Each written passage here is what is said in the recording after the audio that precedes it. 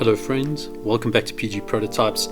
Today I'm going to be showing you how to weather an HO scale gondola. When I started model building as a kid, internet resources were non-existent. I used to frequent my local hobby train store and page through books for hours. So I still really enjoy referring to the books I've picked up over the years. I really like this book from Kalmbach Books. It's an awesome read and it covers some really awesome topics for modeling freight wagons. I'll add a link to the description below. Today I'm going to be weathering an airy HO scale gondola. This particular one is from Roundhouse. I really love these older pieces of rolling stock as there's so much one can add to them.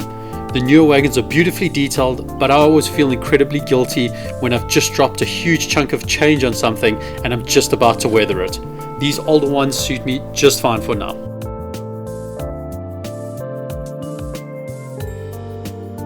I like to start by removing all the parts that come off easily.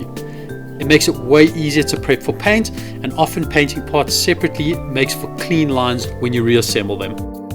These tiny screws are an absolute pain if you lose them, so make sure that you work over a mat or a table and try and keep everything in one place so that you can find it later on when you reassemble the model.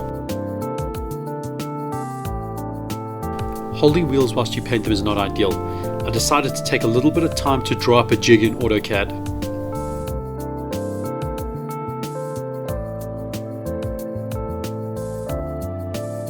I sent my files through to the laser cutter and cut it out of 3mm MDF. A few minutes later I had my wheel holder.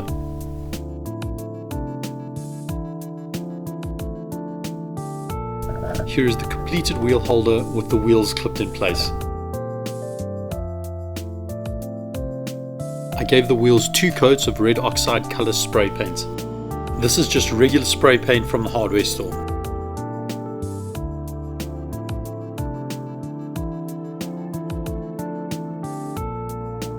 I gave the base a coat of the same red oxide paint. I then followed it up with the matte black spray paint. Here are the prepared components. The last step in preparing the body is to spray it with a coat of matte clear spray paint. This gives the paint and powders used for weathering a good surface to stick to. I sprayed the body off camera in a well ventilated space. For my overall dust coat, I'm going to be using watered down Vallejo Sky Grey. I find light greys and sand colours are the best to simulate dust. I place a small drop of paint on a scrap piece of MDF. I then dip my paintbrush in some clean water and make a little puddle next to the drop of paint. I like to bring small bits of paint into the water to create my wash. Don't be afraid of adding too much water to your wash. It's better to build your dust layer up in a few light washes. Adding one heavy wash can often clog up some of the really nice details on these models. Light washes are far easier to work with and to clean up if you do get something wrong in a later step. I apply the wash to one panel at a time, making sure to keep the layers thin and milky.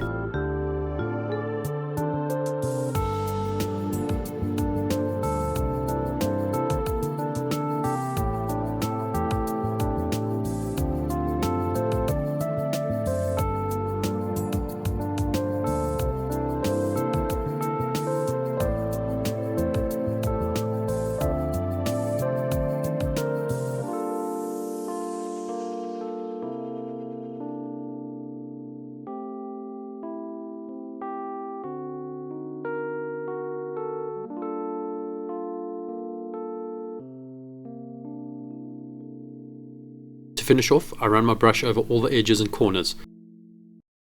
This allows the wash to gather in the corners, adding highlights to the raised details.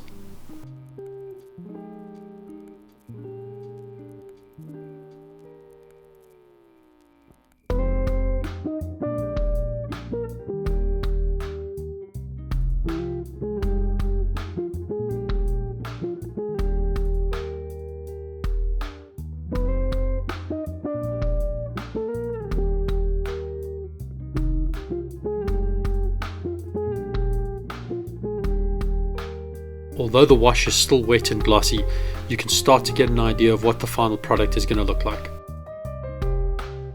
I use a rolled up piece of tissue to wick up any excess paint. Just remember that the wash will dry a bit lighter than this wet colour, so don't wipe too much off when you're cleaning up. After covering the entire body with a wash, it's time to add some Vallejo light slate grey pigment powder. You can mix this pigment powder with water or isopropyl alcohol. For this video, I'm using water.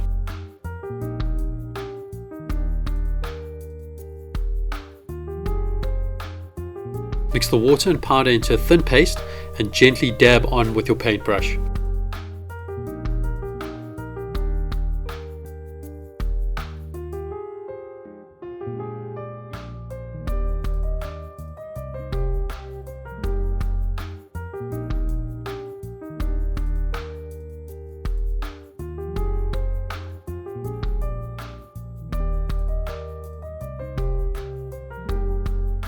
When you initially add the paste, you won't notice much.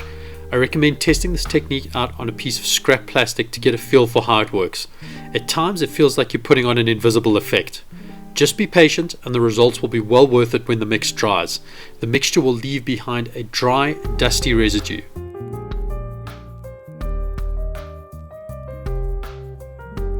If you want heavier weathering, just add a thicker layer of the paste and leave it to dry.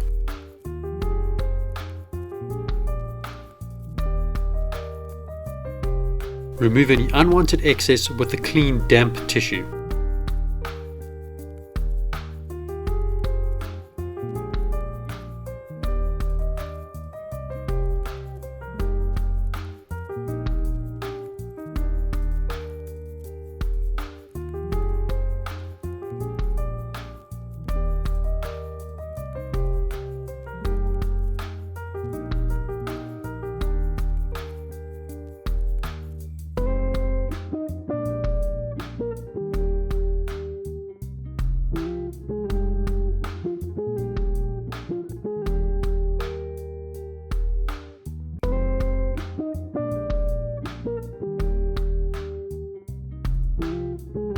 For the next step, I'm going to use 3 different brown washes to add some wear and tear detail to the inside of the gondola.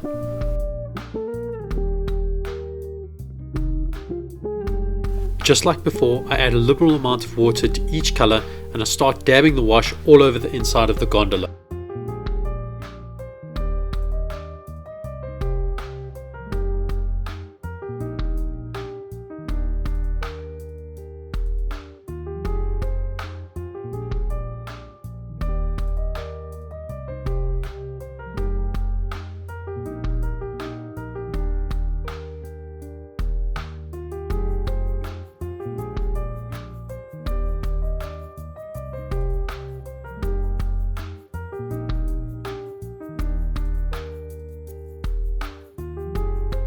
Remember to keep the washes milky and allow them to mix from time to time. When the washes dry, they will blend together seamlessly.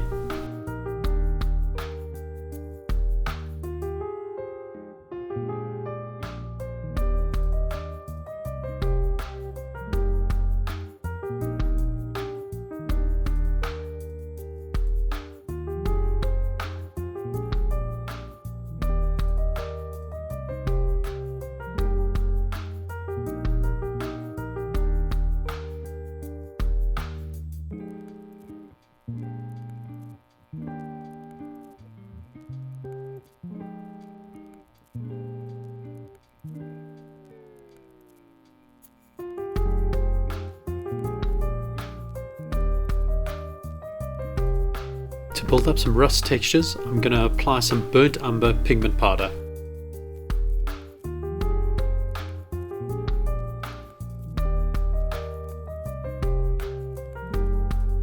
Using the same paintbrush, I'm just going to dab some of the powder directly into the wet wash.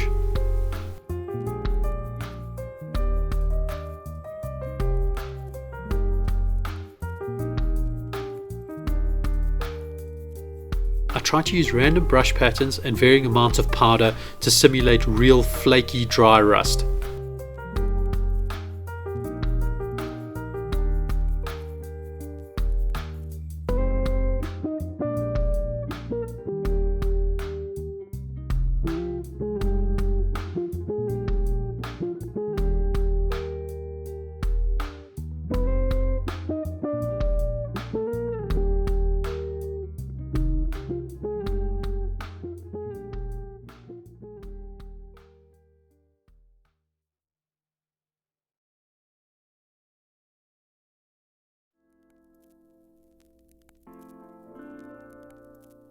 I'm using Vallejo dark yellow ochre to add some highlights to my rust.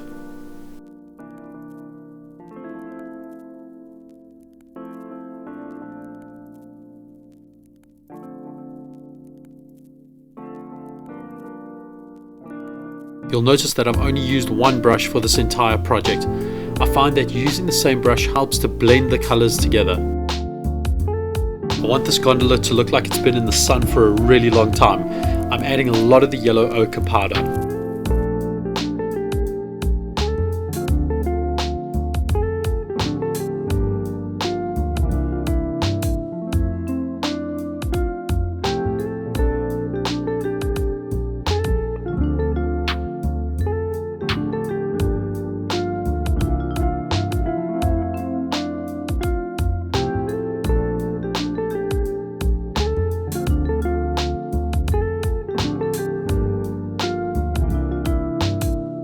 Every so often I add a big clump of powder. This helps to add extra texture and depth to the rust effect.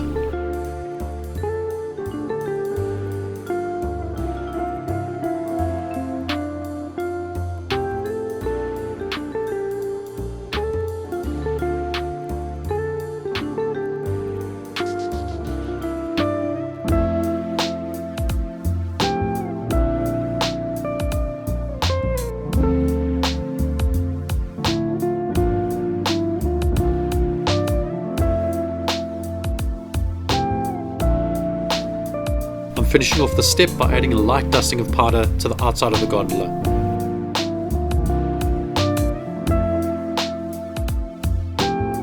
Once I finish adding the powders, I take the gondola outside and give it a light coat of matte clear spray paint. This step helps to seal all the powders in place.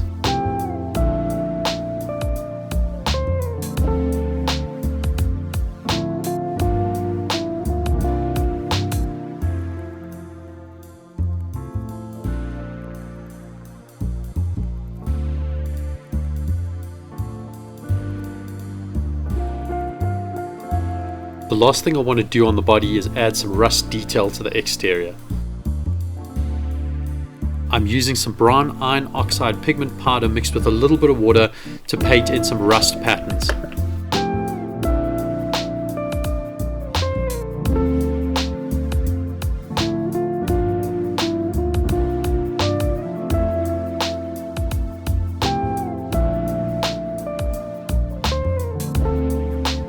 And just like before, to add a little bit of highlight to my rust, I'm going to mix up some yellow ochre with some water and add it to the edge of my rust patterns.